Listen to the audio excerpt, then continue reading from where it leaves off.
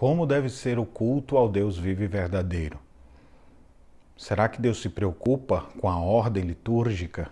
E com relação ao trabalho que nós desenvolvemos na igreja, Deus contempla tudo que a gente faz? Nas leituras de hoje aprenderemos sobre isso.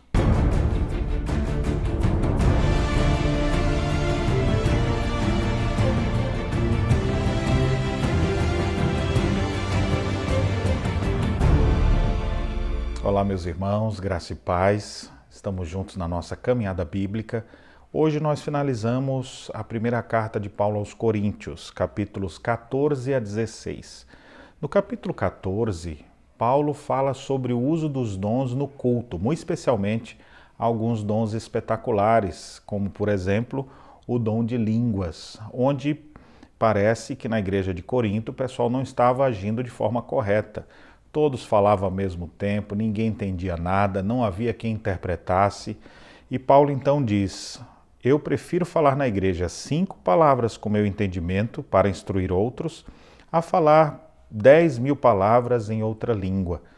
Ele entendia que o culto deve ser inteligível, todos os atos do culto visam a glória de Deus e a edificação mútua de todos os membros.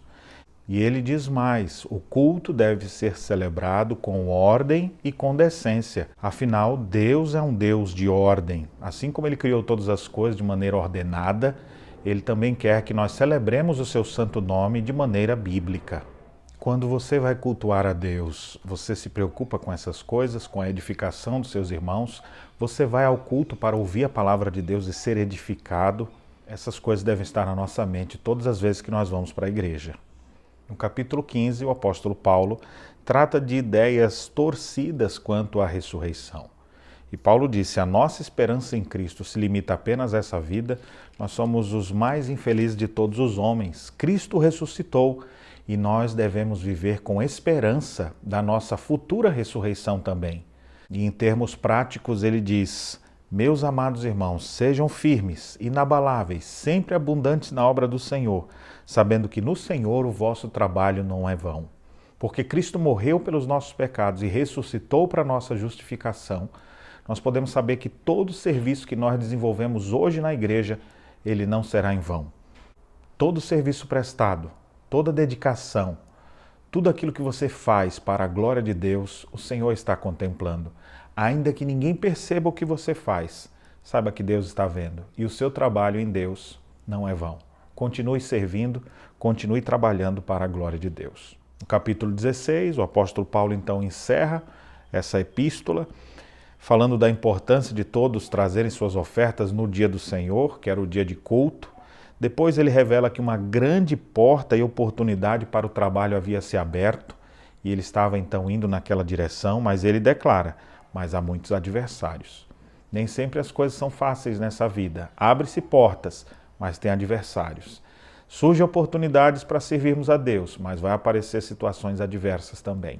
Mas mesmo assim a gente deve prosseguir servindo ao Senhor, cultuando a Deus, nos reunindo junto com os nossos irmãos para edificação mútua, crendo que o nosso trabalho no Senhor não é vão, contribuindo com a obra de Deus, percebendo as portas que Deus nos abre, mas a nossa esperança não está no retorno que alguém vai nos dar. Podem surgir adversários, podem surgir situações difíceis, mas nós servimos ao Deus vivo e verdadeiro. Quando você for para a igreja, não vá por causa de homens, vá buscar aquele que é perfeito, porque se os seus olhos estiverem voltados às pessoas ao seu redor, você pode se frustrar. Busque aquele que é o perfeito, busque aquele que é o todo-poderoso, busque aquele que morreu na cruz para nos dar esperança. Uma vida firmada em Jesus faz todo sentido na vida de alguém. Que Deus abençoe sua vida e as reflexões nesta quinta-feira.